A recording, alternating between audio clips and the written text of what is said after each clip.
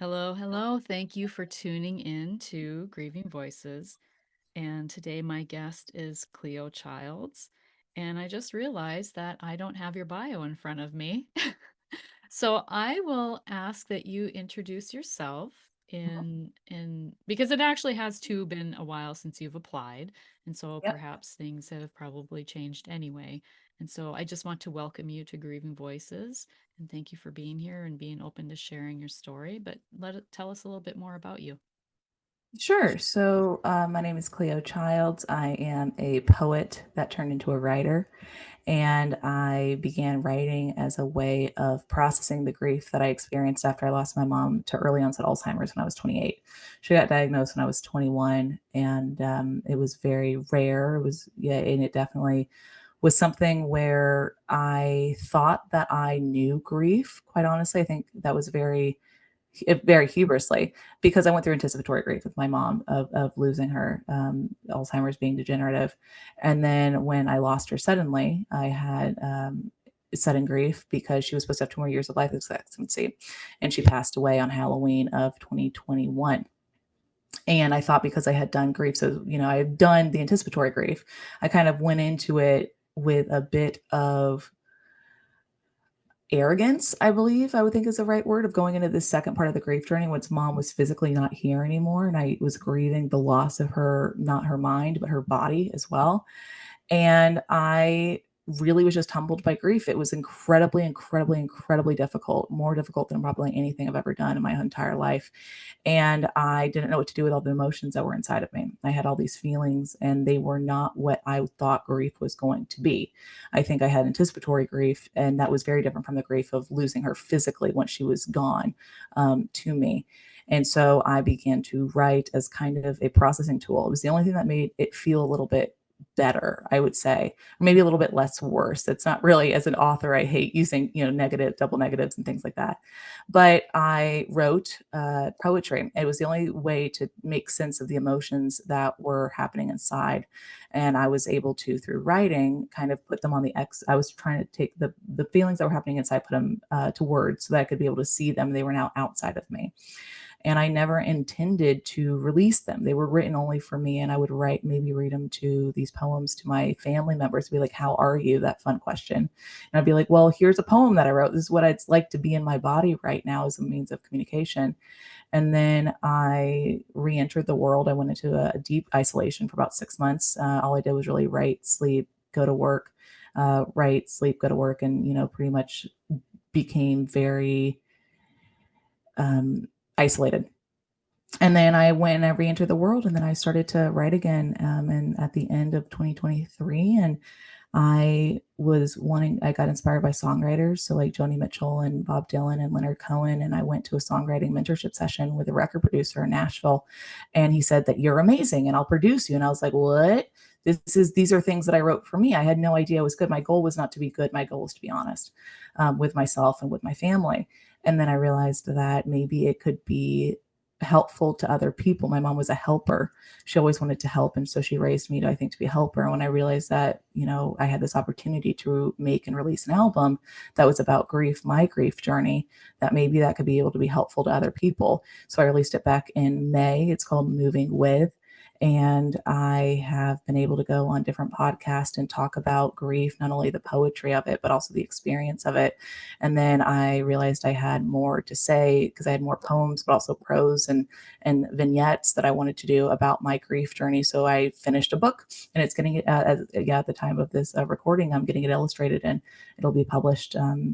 So that people can be able to also maybe expand by sharing my grief journey very honestly and rawly, then maybe that would be able to allow people to kind of see of another perspective of an honest representation of grief, and maybe and how I have peace and acceptance, which is what I have about my mother's death, and how I got to that point. Because when I was in grief at the very beginning, I had no idea how I could get from the feelings I was having of anger, disillusionment with God, despair, everything, to peace and acceptance. And that was not something that I could understand on an emotional level, how someone could go into peace and acceptance. And so, what I did with the album and what I expanded on with the book is an emotional journey where I believe emotionally I was able to hopefully explain how I could get into peace and acceptance from those feelings of despair and grief, or not despair and grief, but like despair and anger and disillusionment, and how I could move into peace and acceptance, which is what I have now. That's a very long bio. That is not the short little bio that I use, that fits nicely in a paragraph. But I hope that that maybe did a relatively good job of kind of explaining who I am and in the process in my work. Well, and I think context is important, right? And I love context. I'm a big War and Peace girly. I'm a horrible Hemingway. Hemingway is not my thing. I was told I Hemingway it, and I was like, but War and Peace. And they're like, Hemingway, and I was like, but I love my adverbs. So, but yeah, I love context. To your point. so, what was happening in your life around age 21 when your mom was Mhm. first diagnosed? I was in college. I was a junior in college. I went to a small school called the University of North Georgia in the foothills of the Appalachian Mountains, which was an hour north of Atlanta. I was a junior. I was going, well, let me back up. I was in the summer between sophomore year and junior year. We got the test results of her memory, and we knew that they were incredibly low. And we knew that that could be a sign, and we had to wait for the biological test of did she have the protein in her spinal fluid, which came back my midterms week of my junior year of college. And so I had to deal with, during my midterms week, I had to deal with learning that my mother had Alzheimer's. And I went to a very small school, and I was very grateful because I asked my professors if I could move because of the diagnosis, my midterms. And they all allowed me to move my tests, which was very kind of them. I definitely had a supportive environment, except for one teacher who said, I went to her and I said, my mom got diagnosed with Alzheimer's. And she goes, are you sure that that's what's happening? As if to say that I was trying to get out of a test. And I was like, I'm pretty positive. That's why my eyes look really red and puffy. And I kind of am like walking around like a deer in the headlights. It's because my life just shifted. Other than this one professor, all my other professors in my entire college was incredibly supportive, but it was incredibly isolating. I think that's what I keep coming back to with my grief journey is how isolating it was because everyone else is, I was 21. My sister's 4 years younger than me. She was over in Thailand. She was 17. And so to be so young to have a disease that you're dealing with like Alzheimer's, I knew people that had cancer. I heard about people, or people that had lost parents in accidents, but I never heard of someone losing a parent due to Alzheimer's. So it was a very confusing, isolating experience to be so young to deal with a disease that most of the time affects people that are much older than I am. Were there symptoms and things, or what were the symptoms and things that you as a family were noticing, and probably even your mother, because I think that's one of the things that people don't realize is Mm. they do know what's happening, right? We had this situation where my mother had just gone through a horrible divorce with my father. We thought it was the stress of the divorce which was causing her memory loss. And then when the divorce was finalized and her memory didn't come back, that's when we knew that there might be something. Her dad had Alzheimer's. So my grandfather died of Alzheimer's. We knew there was a history of Alzheimer's, but it wasn't early onset. She was only 58, I want to say, something like that, when she got diagnosed. So it was young, and we were not used to early onset Alzheimer's in the family. So we just went and we did the test to see like what's going on here, as if to say it was a diagnostic test. It wasn't something that we were anticipating this is Alzheimer's and we're going to go get it tested because we think it's Alzheimer's. We're like, what is happening? We have to go figure it out. And the test results came back that her memory scores were so low that they were thinking that it could be early onset Alzheimer's. And then they got the spinal tap done, and she had the protein for early onset Alzheimer's. As I have these conversations with grievers, I often realize how there's many layers to their Mhm. grief. Yep. We all have experiences that kind of stack up, right? And you just mentioned divorce. And so it was like your parents went through this divorce and then you got hit with this news. And so were you then you were, I mean, I imagine then you were just living with your mother and your younger sibling when she was diagnosed. Your father was not there in the home. And so here you essentially then find yourself in a caregiver role. Is that accurate? That's exactly accurate. So I go into the book. I think there's a lot of things that, and I didn't do it on the album, but I'll go into the book. There's so much grief. It's the tiny deaths that you go through with someone who has a memory loss. Because, like, for example, I knew there was a day that she would never say my name again. And I think that that was horrible to think about.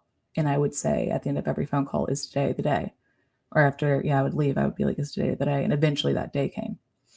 And that was a death of a kind. And then the death of a kind was the relationship that I had of being her daughter. And I became a nice lady. And so the other thing that came into it was the caregiving is it became very childlike. It became I nannied for 11 years, I think total. And I she as she her she got worse. She became more childlike, so I had to do more things that I would do with like a 4-year old. My mother was a helper, and she loved to be of service, but she didn't like to be a burden, which is a very difficult spot to be able to interact with someone with, which I understand completely. So I would do things where, we would be at the kitchen and I would say, hey mom, can you go get me that aluminum foil over there? And she would go and get me the aluminum foil and bring it back over. Now, the reason I would do these things is not because I couldn't do them myself. It was because I wanted to make her feel useful. And it would be the same thing that I would do, can you help me set the table, with a 3 or 4 year old. And we would go around and I became very adept through a lot of practice. I am not a patient person by nature. A lot of practice, a lot of struggle. Became okay with just trying to meet her where she was in this one moment, in this exact second. How can I be able to connect to her? Because in 5 seconds, that will be gone, And so I just tried to be very, very, very present. And that was the big lesson. I think that there can be lessons in grief. I learned from grief, and it doesn't have to be lessons in grief. I think at the same time I realized that I think every journey of grief is individualistic. I think there's universal truths to them, but I think that it's also very individualistic, and sometimes there doesn't have to be purpose, there doesn't have to be lessons. It can just happen, and it's horrible, and I learned from it. I gained purpose in it. I learned about myself. One of the things I learned about myself and what I learned from it is how to be highly present in my life. I think going through grief with my mother and losing her took me from being a role that I defaulted to, which is existing, and it made me become an active participant in my life, because it was finite. She was finite. Time was finite. And so I knew that I was creating memories to last me for 5 years later. And I was like borrowing against time, basically. I was trying to like borrow the stock market, but the stock market was my mother, where I was like, I'm creating memories for later that I'm going to be able to cash in later, which is a very weird thing to be able to kind of do with a person.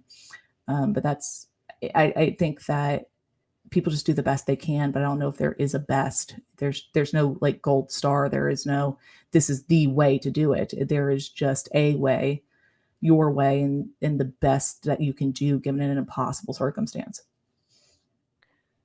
Did your life go completely on hold then? Like did you quit college? Did you continue to go to college while you were being her caregiver? What It was funny is my mother said specifically that she never wanted to be a burden on me. So I went to college. I came back, I did an internship in Atlanta. So I would every day I would drive either an hour to my school or to Atlanta every day, and I would either spend the day with her or I'd spend the day at classes, and I became very transitory.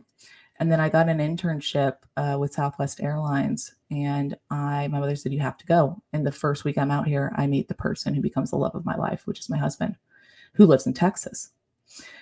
And I'm a junior, and we have to do a long distance relationship. And she, it became eventually, his name's Kevin. So my little sister's name is Lainey. So it'd be, how are you, Kevin and Lainey? He became part of the conversation. And then she lost him. So, and it also was a very weird thing to be dating someone when this is going on, because you're bringing them into a situation which is a tough situation, an emotional situation. And I, met the love of my life, and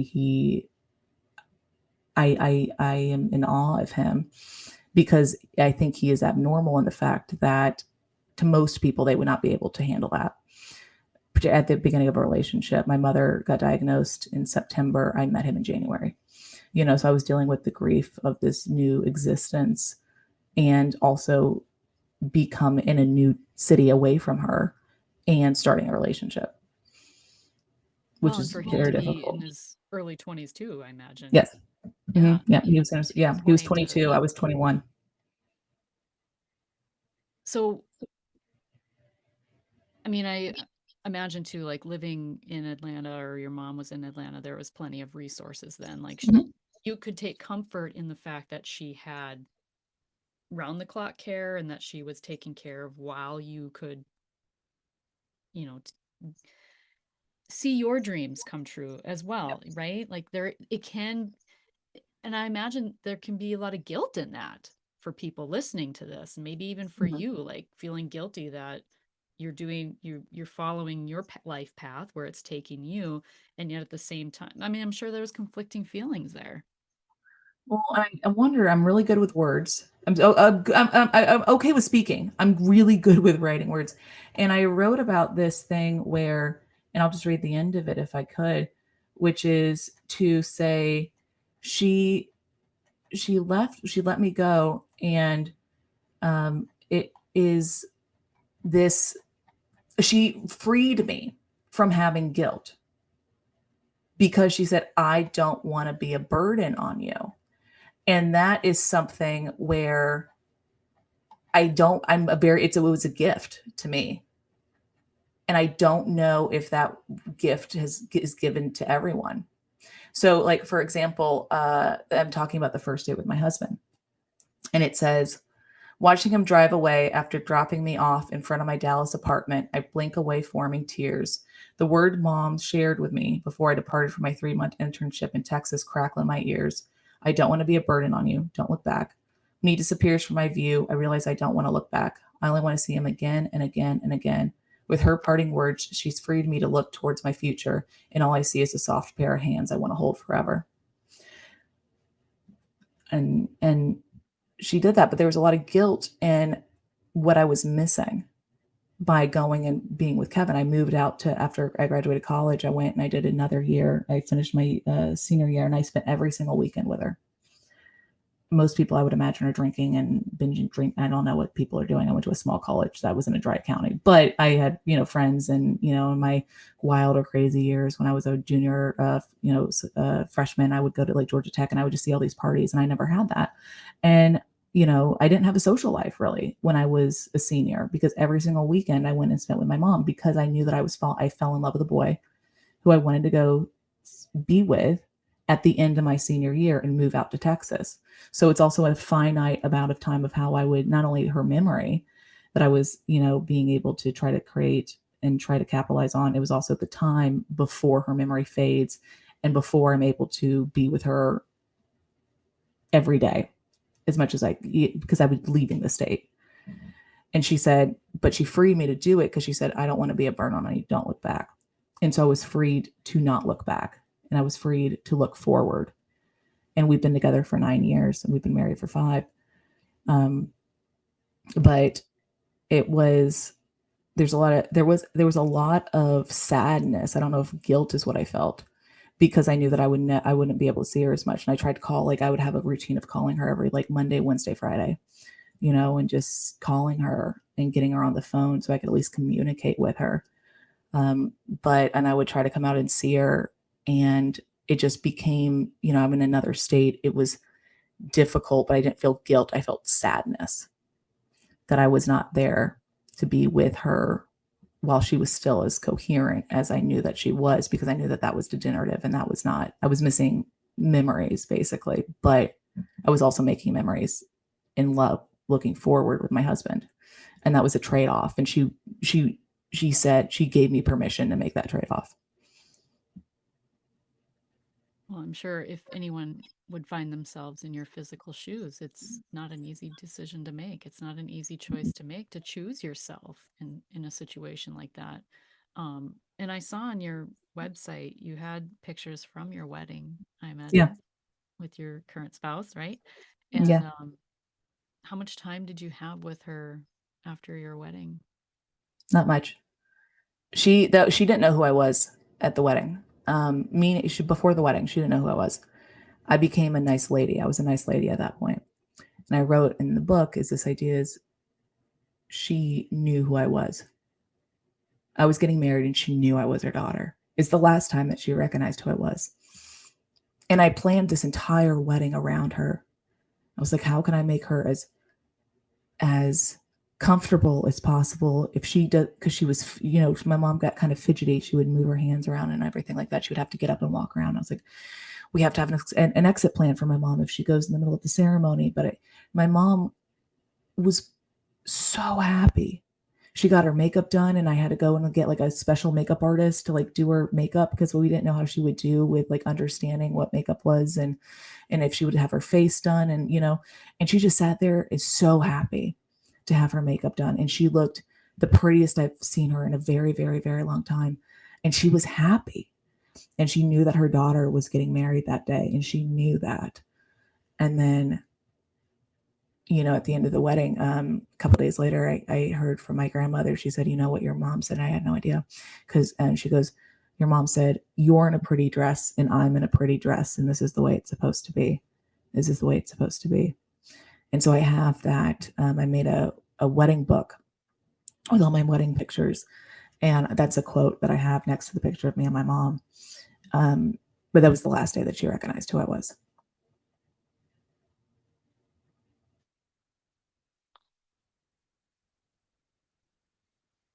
What a beautiful gift that you've received for that too, right? And I think I'm so grateful because I have the pictures of it. So on the website, you see that she knows who I am and she's happy. And I'm very grateful for that.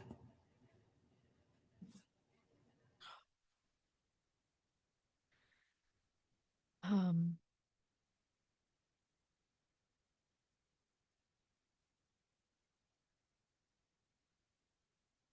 how would you describe the Cleo that you were before your mom was diagnosed and the Cleo now? Oh my gosh. I delineated my life by there was, I was an intern. My mom, we got their test scores back. Um, if I was to say, I'm going to use a random day, it was like a day during the week, it was like a Wednesday. And I went into work the next day. I was an intern at my internship. I loved my internship in Atlanta. I went into work the next day and I went to my boss, Dan, and I said, Dan, I have to talk to you about something. And I went in and I kind of like said, I'm in a meeting. I'm 21. And I said, Dan, we got our test scores. So we think my mother's Alzheimer's. And he looks at me and he says, what are you doing here? And I said, well, I have to go on, you know? And my boss, Joanna, went and she took me down and we went outside in this park and we were talking because she had lost her father. And I was talking about the memory test scores and we think she might have Alzheimer's. And I think everyone knew what that meant. And I had no idea. And she just turns to me. And what I remember so distinctly, she said, your life changed today. And I delineate my life. She's right. My life is that day. There was before and after. Um, before, and there's also the life before the day that my mother died physically and after. Before my mother got diagnosed, I was impatient. I was arrogant. I tried, but I was not as empathetic as I wish that I was. I tried to be kind, and I was angry with the flaws that I had. I wanted so desperately to be perfect. I'm a recovering perfectionist. I wanted so desperately to be perfect for her, and I couldn't be because I wasn't capable of being perfect for her because I was 21. I didn't have the maturity to be able to handle this. And I was also easy to frustrate. And so when you have someone who is constantly repeating themselves and forgetting things, and they're trying desperately to cling on to that, and you're also in this ego state of being 21, of where it's your you it I would get so upset with her, and I'd be like, I just can't deal with it anymore. And then I would feel god awful because she can't deal with it either. It's not like she asked for it. And then I would feel so much guilt and sadness. But my mother was forgiver. My mother loves me. And my mother would say, I forgive you. And I would have so much shame around the way that I would treat her. But I was 21. Then I learned over time patience with the disease. I learned how to be present in someone's life. I learned how to forgive myself more. I learned that I am not perfect, that she's not asking for perfection. She is asking for presence and for compassion and kindness. And I learned how to give more of that. Then when my mom died, I went into deep isolation. I'm an extrovert by nature, or at least I was. I got a test when I was in college that said I was 99% extrovert. And I was like, where's the 1%? I think also I was everything to everyone. I was a shapeshifter. I wanted to be everything to everyone. I was a people pleaser by nature. And I went into isolation. And what I learned in my isolation after mom passed for about 6 months, I had no energy to do anything other than what filled my cup up. Everything, my life condensed on itself like a star because my energy was a finite resource and I had none. I had no ability to be a people pleaser. I had no ability to keep up relationships that were not serving me. I had no ability to do anything that was not um, survive. It was like Maslow's hierarchy of needs. I was on the base level and I was surviving. And when I over time as I re-entered the world, what I learned is my energy is still finite. My relationships matter. I I have time for myself more. I think I like myself more. I'm more empathetic, I'm more kind, I'm more patient. I am less quick to anger.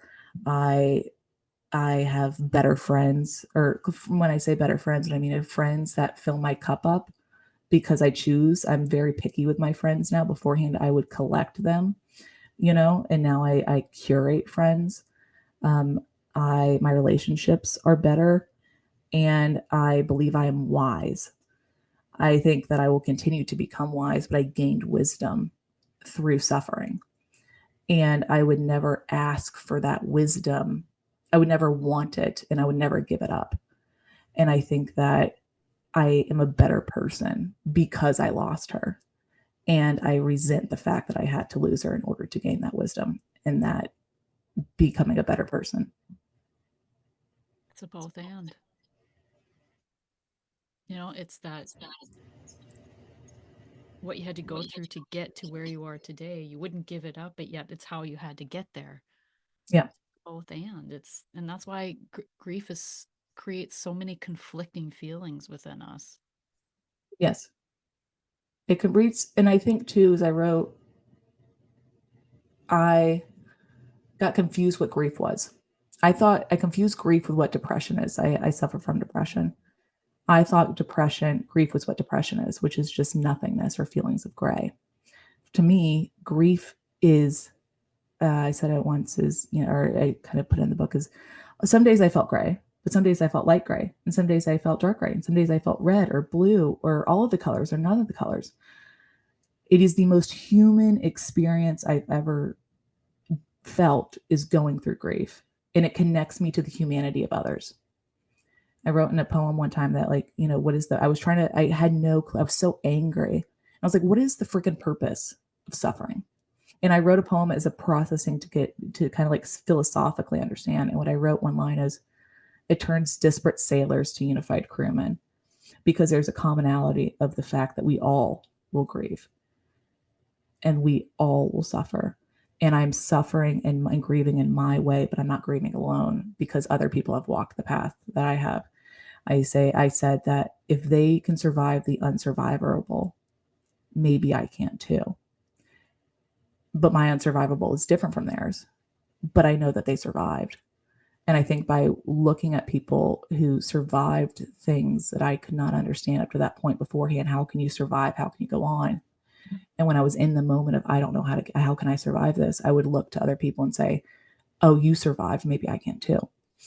Um, but grief to me is so, it is, I did my darndest to describe it. And I believe I fell short because it's still undescribable.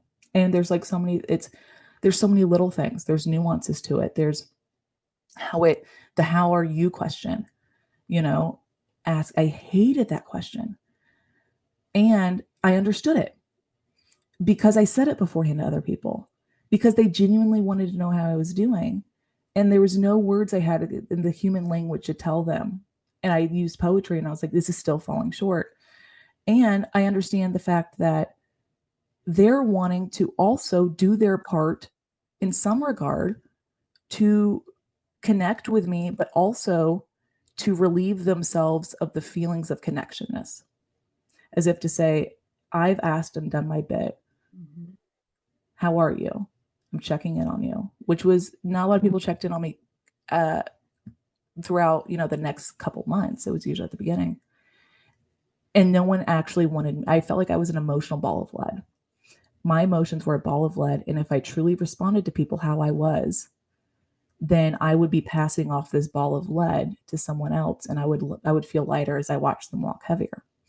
Mm. And it became also, I felt guilty about watching them walk heavier.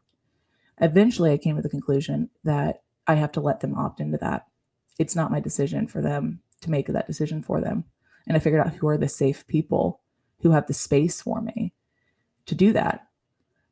Um, and some people aren't safe, and some people don't want to know how you are, and some people do. And I think that's also very tricky is to figure out who are the safe people that can hold space for you and who are the people that want to placate themselves by asking and checking off a box, which is like, oh, I've checked in on you, I've done it, and now I can move on. And and I think that I understand both perspectives. It's just very tricky to figure that out. There's a lot of nuance, I think, in grief that is not taught, but you figure it out by the experience of it. And it's individualistic, but there's also, I believe, universality into maybe those nuances. So good. It was so good. Thank you for sharing that. Um, is that particular poem in what was it called? In Moving With? Mm-mm, no, it's not. There's a lot of stuff that I put in here that's not in it. I mean, it was 12. This is 15,000 words of it. And so it goes into a lot more of the grief, but it's like, but it goes, it's called Our Wall. How are you? The question keeps being asked to me. I'm riding a broken merry-round go round I can't stop from spinning. The truth is irrelevant. I know how you want this to play out. Feeling generous, I oblige. I lie. I lie with acceptable levels of sadness. I lie to build the wall to serve sole purpose, to keep my grief on this side and your comfort on that side. I build it tall and wide and grand.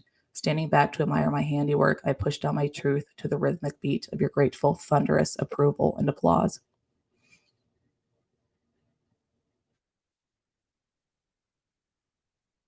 I love that. Do you have this? So, do you have a blog or do you have somewhere where people can read the different writings that you've I written? have the I put it on the album is free because I wanted to make it free and it's you can go listen to it. If you go to cleochilds.com, you can go to Spotify or YouTube and it's there. And then also if you wanted to go and read the poems, if you visual rather Mhm. than auditory. No, but the book is I'm getting it one last edit and then I'm gonna go and I'm getting it illustrated. And I'm really excited about it. It's gonna be beautiful. So And I all think of these poems that you've written will be in the yeah, book. yeah. Oh, As well wonderful. as I put in about 40 to 50 others of sections like this in prose, um, of explaining the grief that I felt, but also the emotional journey. And I think that's the other thing too, is I had never read when I was reading other people's grief books, I wrote a poem about this, is I got very angry at them. And what I want to explain is that I got angry at the hopelessness and the powerlessness that I felt Mm. because I knew that nothing else would fix me. I looked externally for a fix, and I was looking, and it was not helpful for me because I felt like, and it was a symbol. These grief books were a symbol of the powerlessness that I had to be able to go external for someone else to fix me. And I was so when I was talking to someone and they're like, "Well, you're writing a grief book," and I was like, "Yeah." So I'm kind of I don't know if that makes me hypocritical, but what I mean is like, but I guess what I want to with the book, the purpose of it is to do what I wanted to have an example of, which I could not find, which is to understand the emotional journey of grief that someone else took, the emotions of it, and to see how they could get to peace and acceptance, because I do have peace and acceptance of my mom's grief, which is, or my mom's death, which is how it ends. But it also goes into this idea of I wrote it from an emotional arc rather than from a linear one, meaning that when I was in grief, I'd be like, oh, I'm fine. And then I'd be like, oh, I'm now dependent on alcohol. And then I'd be like, oh, I'm feeling okay again. And now I'm like, oh no, no, now you're not okay. And you just, had all these emotions back, and you're feeling a lot of shame and guilt. And it's kind of like, I don't know how to drive a stick shift, but I imagine I've seen in movies how like it just kind of like jerks around a little bit if you're going uphill or something like that. To me, that's what grief was like. And I never, and I wanted to be honest about the fact that when you read it, the emotional is like, she's fine, she's not fine. She's fine, she's not fine. Because that was accurate to the experience that I had, which is that I felt fine and then I felt not fine. And the book is expanding on the 12, it's giving more context to the grief. It's going in so that I say it's like seasons. It's like a year. You have the fall, which is the summer, which is having my mother, the fall, which is to lose her in her memory, and explaining what that was like to become that caregiver role. The winter, which is the grief that followed, and you have the spring, which is the peace and acceptance. And they all flow like a river emotionally into each other, so that you can understand from an emotional standpoint how one person could get from disillusionment with God into peace and acceptance in an organic way from an emotional standpoint. Because I didn't have that. And I wanted to provide that to other people because I felt like that could be beneficial to me, is to understand and to ask and to have the answer. The question asked is, how did this person survive the unsurvivable? This is my how did I survive the unsurvivable? This is my answer. And so I'm putting it out there, and I don't know if it'll be help to anyone, but maybe it will be. And I think the possibility of it is it is an incentive enough to take the risk of putting it out there, because maybe it could be helpful. And I think that's worthy to put it out there on the off chance that it could be helpful to someone, or someone could gain some meaning of it. And I think that is why I'm putting it out there. Well, and it's a true expression of Mhm. I couldn't your It is accurate. It is as truthful and honest because people in grief can spot falsities. Is you come like with a superpower. I can spot falsities in a millisecond. And the thing I did not want to do, which is to provide someone and placate them with a grief story, because that's not, and I wanted to reduce shame is if I could, because I felt a lot of shame about these things that I thought it has to be me. And if I wrote them down and I released them, these things, like for example, I would remember my mom at the worst possible times. I'm having a good day, happy, and then it goes in my mind. I go, "Oh, my mom died," and I'm happy, and my mom's died. I'm now having to hold these two truths, which seemingly are contradictory to each other. And she would come, and I would get angry to remember that my mom died, and I would get angry that and I think that I can't be the only one that must have happened to. But we don't talk about the things that we think are scary or unique to us or shameful. And so I wrote them down and I put them in the book, and I'm like, because I want, because they happened. And maybe by talking about and being open and honest and talking and having conversations like this, and having more expressions of people being honest, and me having the courage to be honest with what they go through, then other people won't feel so alone. and that there won't be as much shame around it, and there can be more community than isolation, and the walk that is an individual isolating journey. To your point on that, where you were talking about how you can smell BS, Yeah, absolutely. Yeah. it's when people are trying to, well, and here's the thing, like in my experience of doing this podcast, I talk to a lot of grievers and I can tell intuitively, I know when people are not believing what they're saying in their own grief, right? Yeah. Um, and not really wanting to go deep. Mhm. They just kind of want to scratch the surface and not really get to the raw and the nitty gritty of their experience. And because there's vulnerability in that, right? It's true vulnerability. Allowing yourself to cry if that's what's coming up, right? Like you did, Yeah. feeling it. Yeah. And that's where the healing is when you feel it, when you Yes. allow yourself to feel it. And I'm curious, like as you were going through this and you were writing, because not everybody is a writer, right? Like not Right. everybody is going to put a pen to paper and express themselves the way you did and in a beautiful way that you've done. Um, but were there tools, were there other things that coincided with your writing that you were doing that were helping you um, get beyond your ego, right? And really tap into the emotion and feel it and kind of unlocking and peeling back the layers for you. Yeah. I did my well, I wanna say is I did not initially feel. My initial inclination was to think. Mm, My biggest defense was to use my intellect. So my mom died, on December yeah, or not December, on Halloween of 2021. The day after she died, I went and bought every single grief book known to man, all of them. I brought all the tool books. I got a workbook. Watched anthropological videos. I watched biological, like the biology of grief. I read research papers. I was like, if I can figure out what's going on with my body, if I could understand it, then I can fix it. And I became upset because it wasn't working.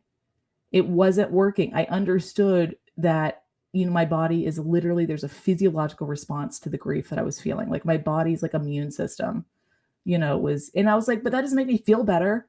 It's just happening. And I hated these workbooks and they could work to other people, but I was trying to fix myself externally and none of the external fixes were working. And I became angry at the powerlessness of the external fixes. So then in a moment of madness, I allowed myself to feel what was going on in my body without shame and without judgment. And through the feeling, I started to heal.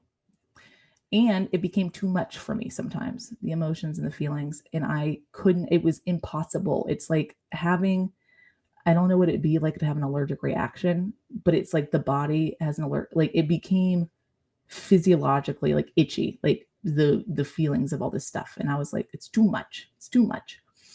And so I just went and I used something to get it out of my body. For me, that was words.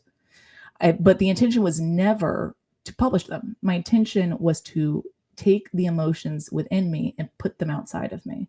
And my vehicle was words. But it could be anything, I think. It could be going for a walk. It could be going and doing art or, painting or coloring, like a coloring book, or being able to, run. Or I think for me, what I realized is that writing made it feel less bad a little bit. And it made me be able to feel more manageably.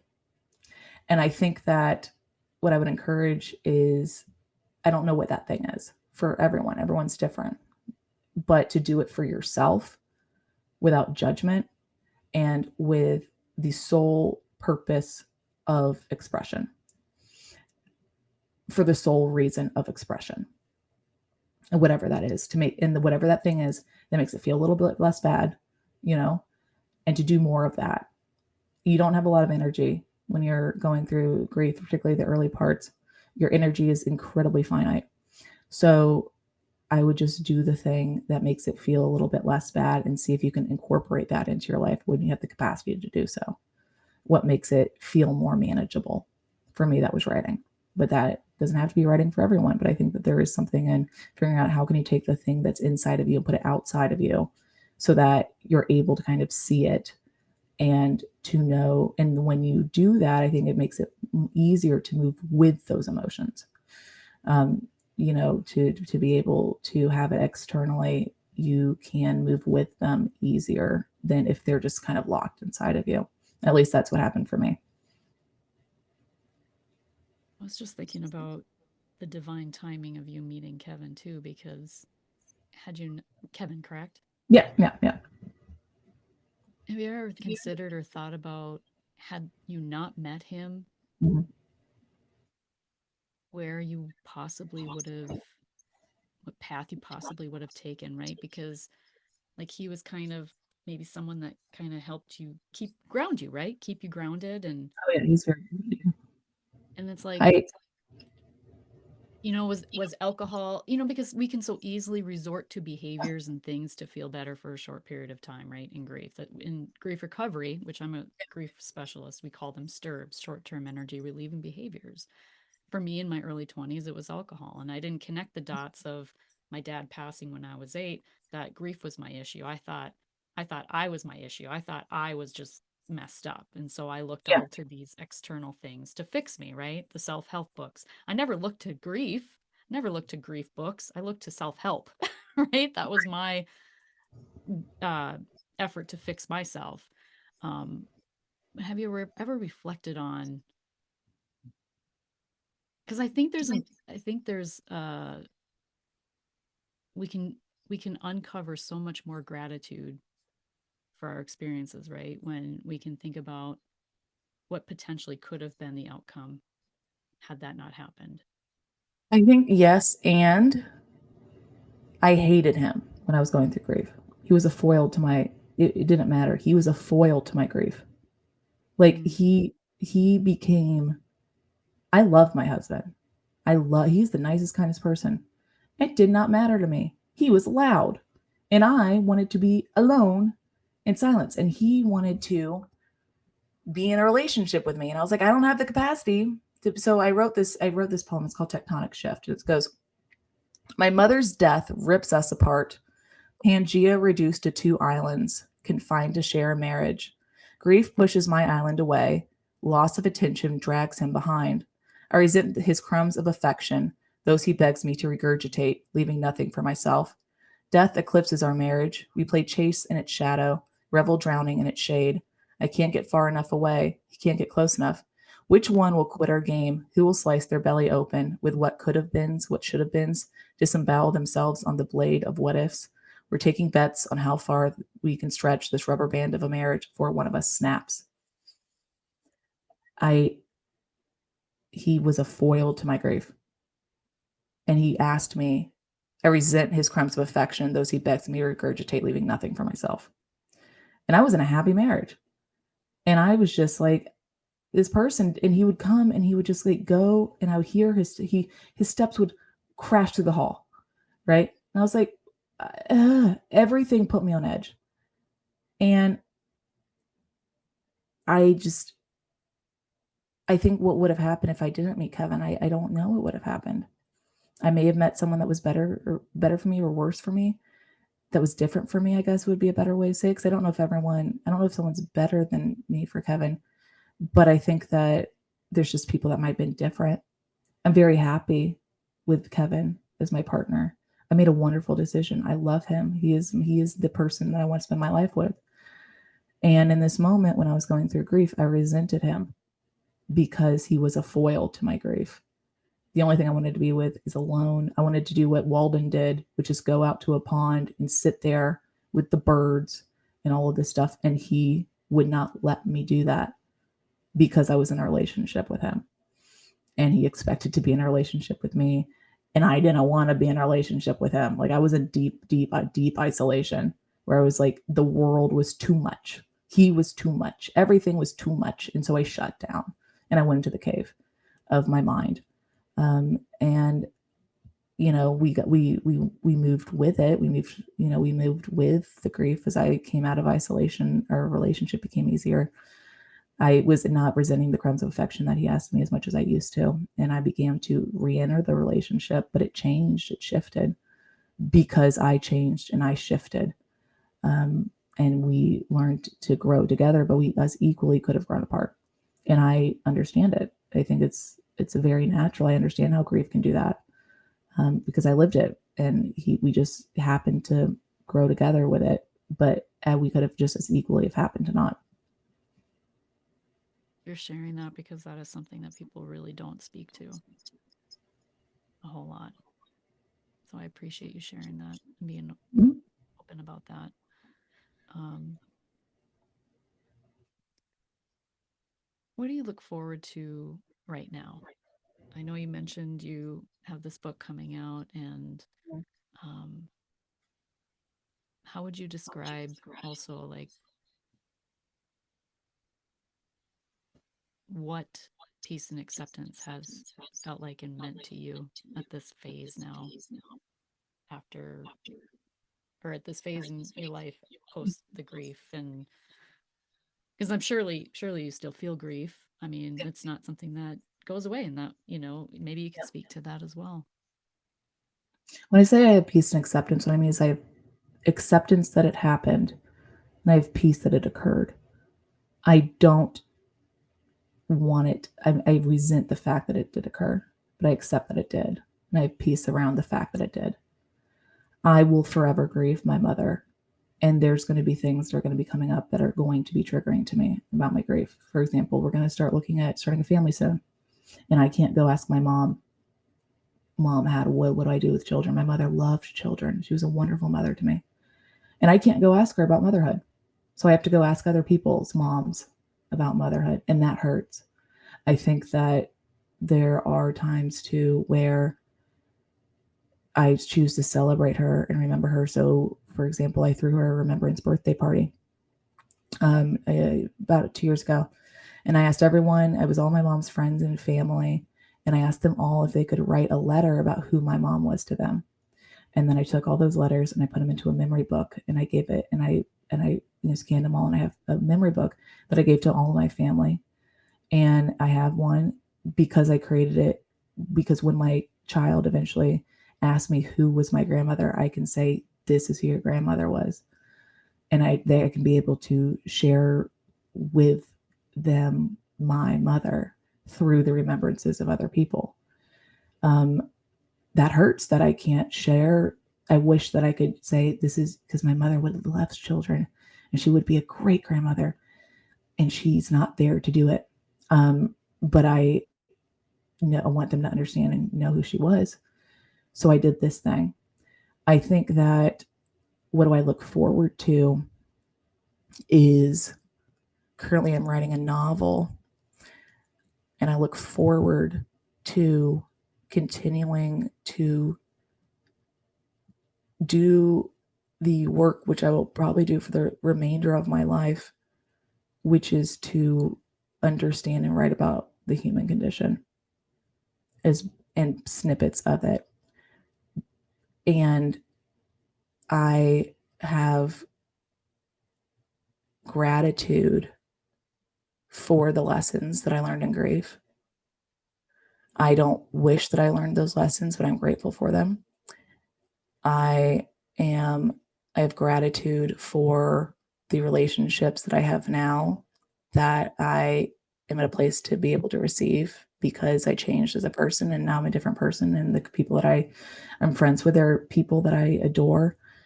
And I'm writing a novel where I'm trying to be able to further understand and work through things and feelings that, still came up with grief, and being able to explain those, and maybe through being honest and vulnerable and true, maybe that I could help in my lifetime in a little minute way to shift the pendulum or the needle from people feeling shame and isolated into feeling in community and to feeling supported when in grief.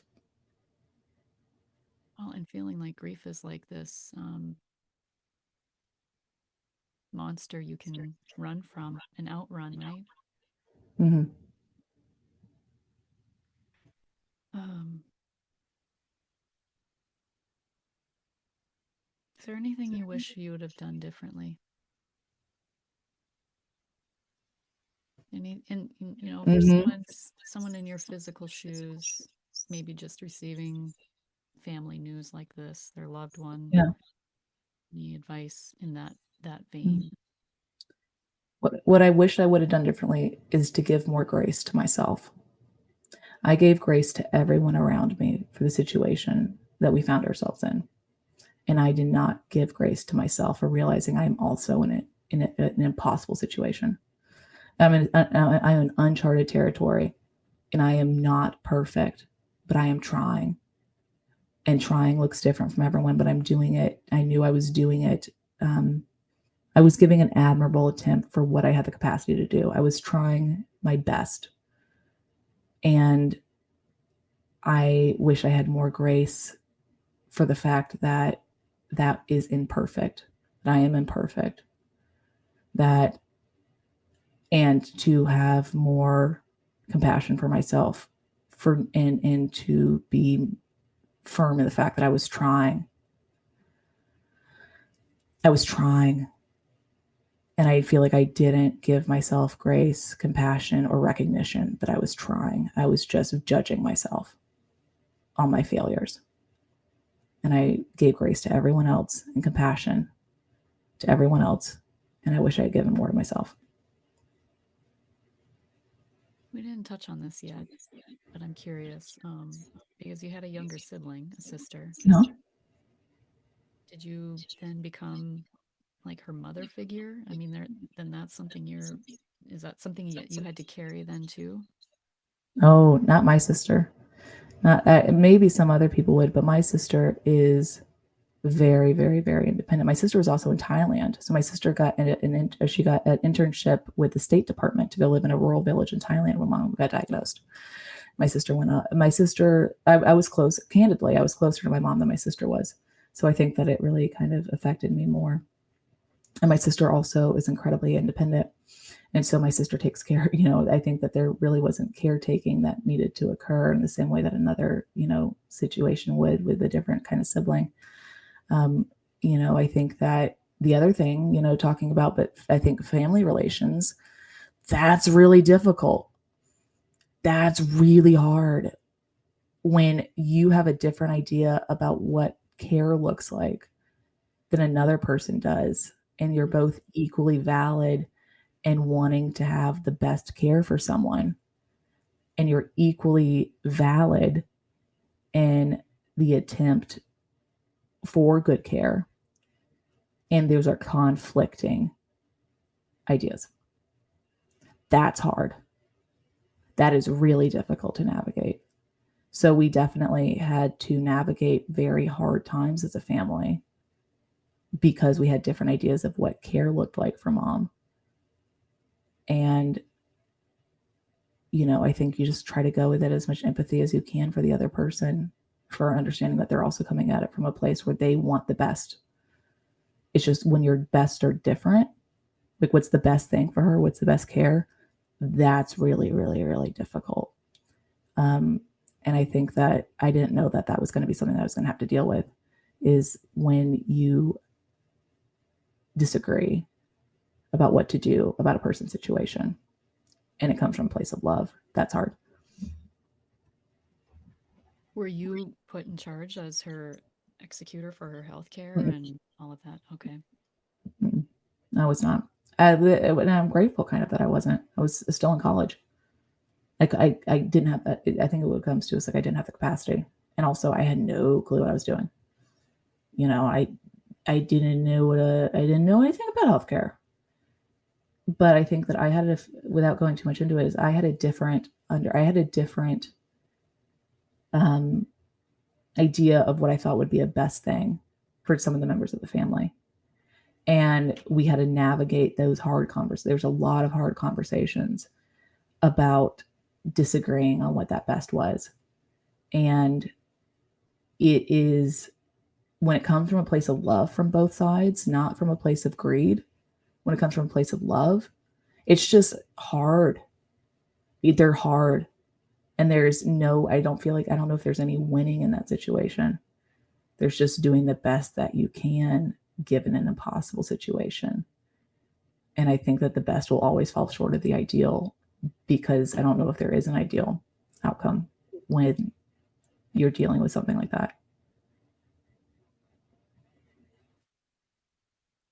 Yeah, I can't imagine. And I think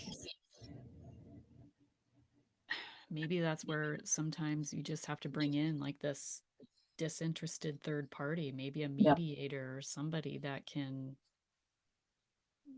really help to mediate that because that can get, yeah, very hairy, I imagine. It's hard. There's a lot of things that are unexpected that are hard. Well, and at 21, right? Like, Yeah. and I imagine there's like adults who know better, right? Who are Mhm.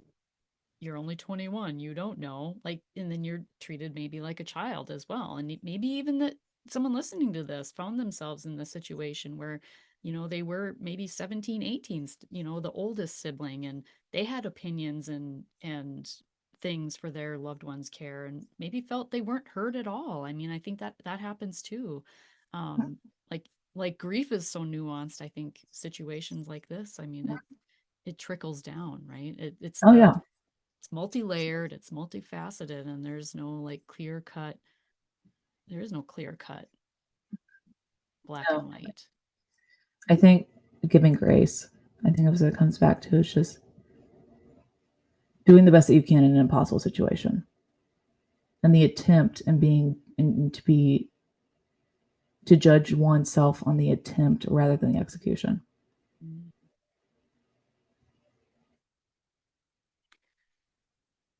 I have thoroughly enjoyed this conversation, and I feel like,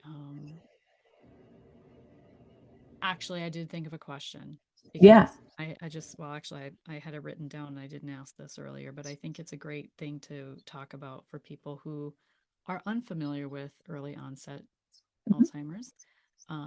Maybe people who find themselves in your physical shoes who maybe just heard of this diagnosis in their own family. What are some misconceptions out there about early onset Alzheimer's that you would like to share? Options. And what's coming up for me is the idea that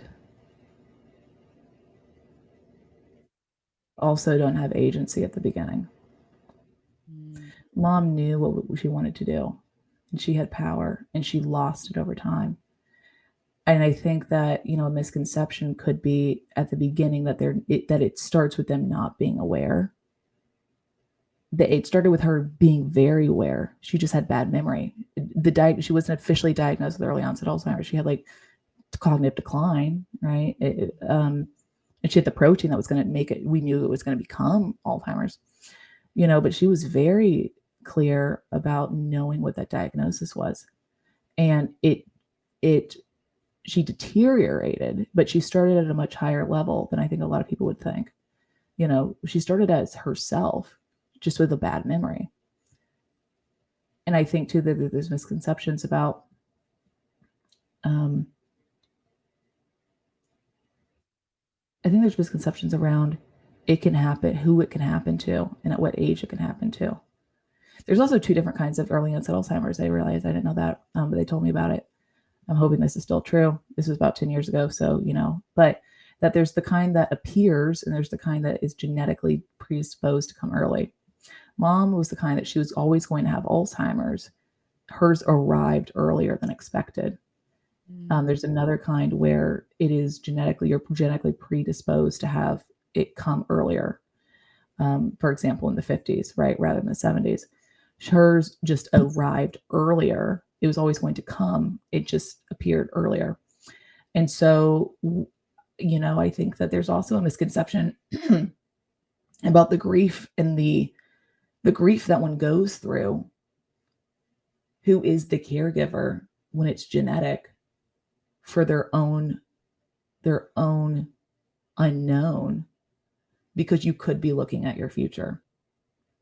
You know, it's you're now you're like this could I could it could happen to me. I think there's a misconception about the fact that it's not just grieving for the person, it's also potentially grieving for a life that you are now aware could happen to you, and to see what could happen to you firsthand and the impact that it's having on your loved ones firsthand, and knowing that is an option that is out of your control, that you may have that, like I may develop Alzheimer's when I'm older. It could be early onset like my mom, or it could become later. I could not. I could maybe do it, you know? And I think that the what I learned is I wasn't just grieving for my mom, I was also grieving for myself's possible future. And I wasn't really aware of the fact that I would do that, or that a misconception is that you just kind of grieve for the person. I think you can also grieve for yourself.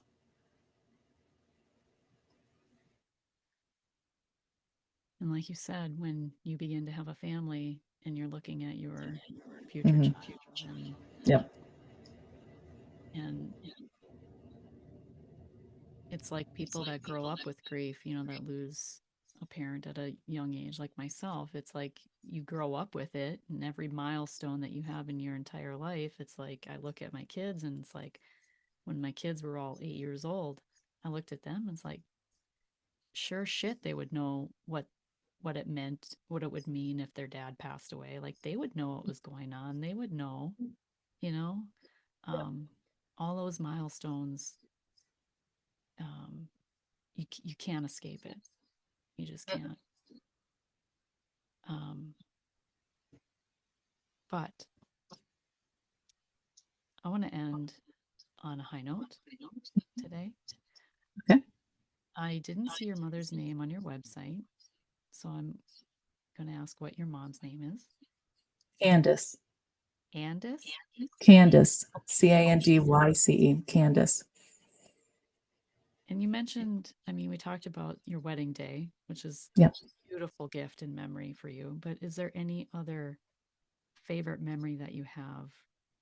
Um, I do have a favorite memory. all right. I wrote it, and I'm wondering because I wrote it down because I was thinking about this. Is let's say it is called. Well, I'll see. I wrote it down. It's a little blurb I did. I don't know if I don't want to take the time to go find it, but mom was very sweet. Mom was gentle and she was kind, and she had a heart of gold, and she wore a heart on her sleeve, and uh she really wanted the best for us to have a happy time, growing up. So it was Christmas Eve, and I was 13. My sister was 9, and mom took herself to the Blockbuster, and she rented a funny movie that she remembered from the 70s because she wanted us to have a nice family time at Christmas. And she puts in the DVD, and Blazing Saddles starts to play. The wonder which is Mel Brooks's, I think it's his opus, but it is the most inappropriate. It is the most inappropriate. I mean, it could not get made today, right? It could. I'm surprised it got made in the 70s, There's right? some cartoons when I It grew is up, even that. it is the complete antithesis of what you want a 13-year-old to see on Christmas Eve. If you've never seen it, I thought, and I loved it. Mom's horrified. Mom is horrified what she has done. She is like put she is she it is like I'm trying to think of what it would be like draw I don't even I don't it's just like the worst movie. It's not even a horror movie. It's just the most inappropriate movie that you could ever put in front of your family when you want, and especially because you wanted them to have a nice, family time together, right? And then so she's horrified, and I'm laughing. My dad thinks it's hilarious. I'm laughing. My sister goes plays The Sims, thank God, because it was not appropriate for a 9-year-old. And then the next year, she tries again. She goes in the heart of the Blockbuster with her, good spirit and her good intentions. And she comes back. We're like, what are we gonna watch? She goes, I found another funny movie from the 70s, and it was Animal House. And And then mom didn't bring back any new funny movies from the 70s for us to watch on Christmas Eve. But she did on a, I just remember this.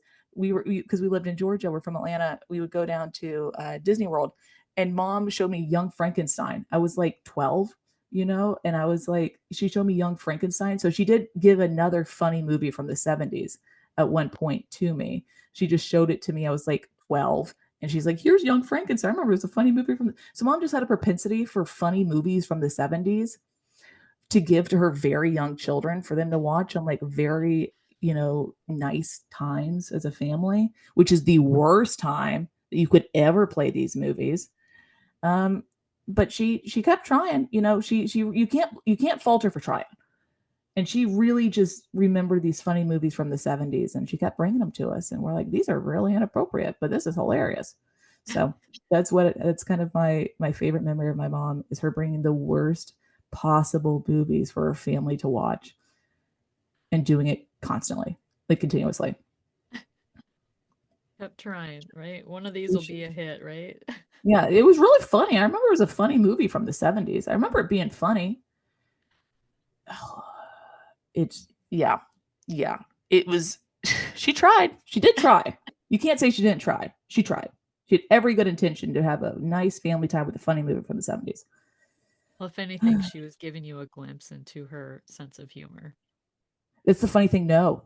Oh, No, she was horrified. She did not find it funny at all. She somehow it was not funny. She did not find it funny. So I don't but know where she she didn't got this. remember these movies? Like No, she'd never seen them, or she just no. She just heard it was a funny movie from the 70s oh my gosh.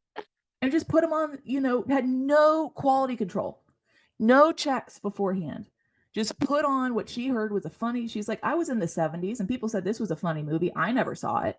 So I'm just going to play Oh it in front of boy. my, 13-year-old kids, my 13 and 9-year-old, and we'll all watch it together and have a funny movie from the 70s. Never saw the movie, had never seen the movie, never seen Animal House, never seen, Young Frankenstein, had never seen Blazing Saddles. So she's watching it for the first time too, horrified, Oh horrified. jeez. Oh my gosh. Yeah, I guess word to listeners, do a what did you call it? Like a Quality quality control. Yeah, assurance just check? just do a quality, just do a quality check for any movies that are funny in the 70s. You know, mainly that are produced or starring Mel Brooks. I would just, you know, maybe check them out. Even Maybe. like even 70s and 80s though, I think I mean they could get away with so much more stuff, right? Like raunchy. Like stuff Oh was my gosh. even cartoons. Like I've seen like cartoons like Bugs Bunny and things like that and it's like it's questionable. Some things are questionable. I'm telling you, this movie couldn't Blazing Saddles, it's my favorite comedy of all time, I think because of this memory, and also, it could never be made. It couldn't I'm surprised it got made to begin with. And and I just think it's absolutely hilarious that my mother brought it as on Christmas Eve, a nice family movie for us to watch together as a family. And so if you if any listeners have actually seen Blazing Saddles, you'll understand what I'm talking about because it is the worst, the apps. I don't like to think that I'd like to, go and say that everything is not black and white. There's grays. There's a black and white in this card. This is the worst movie you could bring home to a family. On I would say it Christmas would be Eve. like that on Christmas Eve. It's like that or The Exorcist, which she also tried to bring home to us. And I said, I don't want to see a scary movie. I'd rather. And she's like, well, what about a funny movie? And I was like, yeah, let's do a funny movie. So that's how we got Blazing Saddles. I have not seen it, but Oh my gosh. I am very Don't watch it curious. with a 13-year-old. Do not watch it with a 13-year-old on Christmas Eve. Do not Oh, recommend. I recommend it from the 13-year-old's perspective, but as like, like a responsible adult's perspective, do not recommend. noted. Is there anything else that you would like to share? Just I appreciate it. This is a wonderful conversation. Thank you for having me. I always am able to learn not only more about myself, but more about grief by having wonderful conversations like this. And so, thank you for also enriching me and allowing me to have deeper understanding about my own experiences. And thank you. Likewise. Thank you so much for your time today and for sharing your story. And remember, when you unleash your heart, you unleash your life. Much love.